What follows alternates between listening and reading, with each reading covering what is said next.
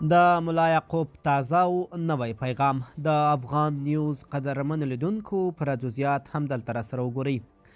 د طالبانو د دفاع وزیر محمد یعقوب مجاهد چې نن پنجشنبه د کابل پوهنتون د محصلینو د فراغت مراسمو کې برخه اخیستې وه، ویلي په هیواد کې د خلکو ترمنځ د بې اتفاقۍ لپاره لسیزې هڅې شوي دي. هغه ویلي وطن کې داسې ذهنیت جوړ شوی چې علمي برخه باید سره وویشل شي او ذهنونه یې وربدل کړي. داسې ذهنیت چې خلک فکر کوي ملا یوازې غسل ته جوړ دی. بیا ملا ته یې داسې فکر ورکړی چې یو تعلیم یافته شخص غرب او شرق روزلی او له ځانه یې لرې کړی.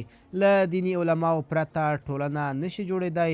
له ډاکټر انجینر او پیلوټ پرته وطن نشي آبادېدی.